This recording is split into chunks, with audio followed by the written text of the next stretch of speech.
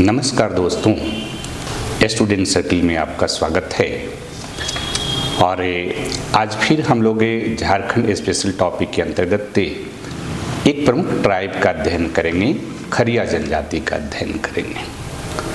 खरिया जनजाति झारखंड की एक प्रमुख ट्राइब है और इसका नाम खरिया इसलिए पड़ा है कि खरिया एक टर्म है जो पालकी उठाने वाले लोगों के लिए यूज़ किया जाता था। और चूँकि खरिया जनजाति के लोगों का जो इतिहास है उसमें ज्ञात होता है कि ये लोग पालकी उठाने का काम करते थे, इसलिए इनको खरिया कहा जाता है। खरिया जनजाति जो है ये मूल रूप से 3 तरह के खरिया ट्राइब हैं, जिसमें फर्स्ट हिल खरिया, सेकेंड ढेलकी खरिया और थर्ड दूध खरिया। हिल खरिया जनजाति जो है यह शिकार एवं संग्रह करता है और साथ ही साथ झूम खेती भी करता है। ढेलकी खरिया जनजाति और दूध खरिया जनजाति एग्रीकल्चरिस्ट है, कृषि करते हैं। एक बात ध्यान में रखना है कि खरिया जो जनजाति है यह जनजाति झारखंड के साथ साथ उड़ीसा, पश्चिम बंगाल, मध्य प्रदेश एवं छत्तीसगढ़ में भी पाया जाता है। लेकिन जहाँ तक झारखंड का संबंध है तो झारखंड में खरिया जनजाति मुख्य रूप से सिमडेगा, पूर्वी सिंहभूम, पश्चिमी सिंहभूम, रांची, हजारीबाग इत्यादि क्षेत्रों में पाई जाती है। खरिया जनजाति, जैसा कि हमने कहा, हिल खरिया जनजाति का संबंध शिकार एवं संग्रहण से है और यह झूम खेती भी करती है, यानी कि यह शिफ्टिंग कल्टीवेशन के माध्यम से जीविकोपार्जन करती है। हिल खरिया जनजाति आमतौर पर पहाड़ी के ढलानों पर रहती है और पहाड़ी के ढलानों पर वो अपना घर बनाती है और उसी पहाड़ी के ढलानों पर शिफ्टिंग कल्टीवेशन भी करती है। लेकिन उसके आर्थिक जीवन का आधार आज भी जो है शिकार एवं संग्रह पर बना हुआ है। जबकि ढेलकी खरिया और दूध खरिया जनजाति के लोग जो हैं ऐसे गांव में रहते हैं जिसमें गैर जनजातीय लोग भी रहते हैं और दूसरे जनजाति के लोग भी रहते हैं। जब भी खरिया जनजाति के बारे में आप लोग पढ़ रहे हैं तो एक समस्या मुझे देखने को मिली है कि खरिया जनजाति पर जो कुछ भी अवेलेबल है, खास करके गाइड बुक में जो अवेलेबल है, जिसके प्रशासनिक व्यवस्था के अंतर्गत तीनों जो खरिया जनजाति है, पहाड़ी खरिया या ढेलकी खरिया या दूध खरिया, तीनों को लोगों ने मिक्स कर दिया है और इसके कारण जो प्रशासनिक व्यवस्था को लेकर जो इन्फॉर्मेशन है उसमें कुछ कंफ्यूजन भी क्रिएट हुआ है। तो उसको भी मैं क्लियर करने का प्रयास करूंगा। लेकिन जो सबसे इम्पोर्टेंट बात यहाँ पर ध्यान में रखना है कि जो हिल खरिया जनजाति के लोग हैं, ये लोग शिफ्टिंग कल्टीवेशन के अंतर्गत मकई, बाजरा, रागी, मड़ुआ इत्यादि का उत्पादन करते हैं, लेकिन उससे उनकी आर्थिक जीवन चल नहीं पाती है और इसलिए ये जंगल में शिकार भी करते हैं और शिकार का इनके जीवन में बहुत महत्वपूर्ण स्थान है। क्योंकि हम देखेंगे कि इनका एक प्रमुख पर्व जो फागो है उसमें भी ये सेरेमोनियल हंटिंग करते हैं। जैसा कि आप देखेंगे कि फागो पर एक बार क्वेश्चन भी पूछा है जेपीएससी में कि फागो किस जनजाति का प्रमुख फेस्टिवल है, तो फागो खरिया जनजाति और विशेषकर हिल खरिया जनजाति का फेस्टिवल है।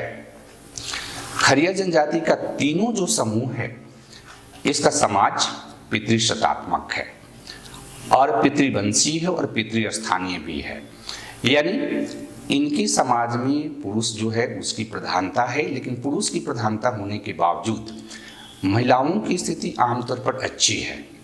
विवाह इनके बीच एकल विवाह का ही प्रतिरूप मुख्य रूप से पॉपुलर है, जिसमें वधूमूल भी दिया जाता है। लेकिन कभी कभार बहुविवाह, बहुपत्नी विवाह भी इनमें देखने को मिलती है। इनका परिवार का संरचना भी नाभिकीय परिवार की संरचना है और उस नाभिकीय परिवार की संरचना के अंतर्गत आमतौर पर जब भी लड़कों का विवाह, लड़कों या लड़कियों का जो विवाह होता है तो विवाह के बाद लड़के अपने माता पिता के घर से अलग अपना घर बना लेते हैं, क्योंकि इनका जो घर है हिल खरिया जनजाति का, उसमें सामान्यतः एक ही रेक्टेंगुलर रूम होता है और उसी रूम में ये रहते भी हैं और खाने पीने का सामान भी रखते हैं और उसके साथ ही साथ इनका पशु भी कुछ जो ये पालते हैं, खास करके ये बकरी सूअर को पालते हैं, उसको भी रखते हैं। और दूध खरिया और ढेलकी खरिया जो हैं उनके घरों में एक से अधिक कमरे भी रहते हैं क्योंकि वो समतल मैदानी क्षेत्रों में रहते हैं। इस जनजाति के लोगों का जो धार्मिक जीवन है वो बड़ा ही महत्वपूर्ण है। इनका जो सुप्रीम गॉड है उसको हम धर्म देवता कहते हैं। इनका मानना है कि जो यूनिवर्स है इसका क्रिएशन धर्म देवता के द्वारा किया गया है। इसके अलावा एक महत्वपूर्ण देवी हैं ठाकुरानी, जो कि धरती जो माता हैं उनको ये लोग ठाकुरानी के रूप में पूजते हैं। सन गॉड भी इनका बहुत महत्वपूर्ण देवता है। इसके अलावा जो इलखरिया हैं वो पट देवता यानी पहाड़ के देवता की पूजा करते हैं। गांव के देवता भी इनके स्पिरिट हैं। बूढ़ा बूढ़ी इनके जो धार्मिक जीवन में बहुत महत्वपूर्ण भूमिका अदा करते हैं क्योंकि ये एंसेस्टर वर्शिप भी करते हैं। एक और बड़ा इंटरेस्टिंग चीज़ है कि इनके जो डेथ सेरेमनी है उसमें दो तरह का चीज़ हमें दिखाई देता है कि जो लोग मैरिड होते हैं उनका क्रीमेशन होता है यानी दाह संस्कार उनका किया जाता है, यानी कि उनको आग से जलाया जाता है। और जो लोग अनमैरिड होते हैं उनको कब्र में ये दफनाते हैं। इस जनजाति की जो प्रशासनिक व्यवस्था है जिसके माध्यम से सामाजिक नियंत्रण किया जाता है, तो इन जनरल जो गांव होता है खरिया, हिल खरिया जनजाति का जो गांव है उस गांव का जो प्रमुख होता है उसको प्रधान कहते हैं। और प्रधान की सहायता करने के लिए देहुरी जो है एक तरह से रिलीजियस मैजिको रिलीजियस लीडर है जो उसकी सहायता करता है। डाकुआ जो कि मैसेंजर का काम करता है वो भी उसकी सहायता करता है और गुनी जो कि मैजिशियन है वो भी उसकी सहायता करता है। लेकिन ढेलकी खरिया को आप देखेंगे तो ढेलकी खरिया के गांव का जो प्रमुख है वह कालू कहलाता है। और कालू जो है एक तरह से धार्मिक प्रमुख भी होता है और राजनीतिक प्रमुख भी होता है। दूध खरिया में भी या तो कालू होगा गांव का प्रधान या बेंगा होगा या प्रधान भी कहा जाएगा। लेकिन जो सबसे इम्पॉर्टेंट चीज़ है कि खरिया जनजाति में इंटर विलेज काउंसिल का गठन पाया जाता है जिसको पढ़ा पंचायत या कुटुंब महासभा या भीरा कहा जाता है। भीरा कई जगह उसको धीरा लिखा हुआ है, तो ध्यान ये रखिएगा कि एक तो विलेज लेवल पर इनका पॉलिटिकल ऑर्गेनाइजेशन है और दूसरा इंटर विलेज लेवल पर इनका पॉलिटिकल ऑर्गेनाइजेशन है। इंटर विलेज लेवल पर जो पॉलिटिकल ऑर्गेनाइजेशन है जिसको भीरा कहते हैं पॉपुलर टर्म में या परहा पंचायत कहते हैं, उसमें जो हिल खरिया जनजाति है उस हिल खरिया जनजाति का जो इंटर विलेज लेवल का हेड होता है उसे प्रधान ही कहते हैं। लेकिन वह जो प्रधान होता है वह हिल खरिया जनजाति के अलग अलग गांवों में जो गांव लेवल पर प्रधान होते हैं उसमें सबसे जो बुद्धिमान प्रधान होता है वही बुद्धिमान प्रधान जो है इंटर विलेज काउंसिल में भी हेड का काम करता है। जबकि ढेलकी जो खरिया है उसमें इंटर विलेज लेवल जो काउंसिल है उसका प्रधान जो होता है वो डांडिया कहलाता है। और जो दूध खरिया जनजाति जो है उस दूध खरिया जनजाति का जो इंटर विलेज लेवल का जो काउंसिल है उसका हेड जो होता है वो कटाहा कहलाता है। कई जगह इंफॉर्मेशन इस तरह से है जिसमें ये देखा गया है कि तीनों को एक साथ दे करके और कंफ्यूजन क्रिएट करने का प्रयास किया गया है।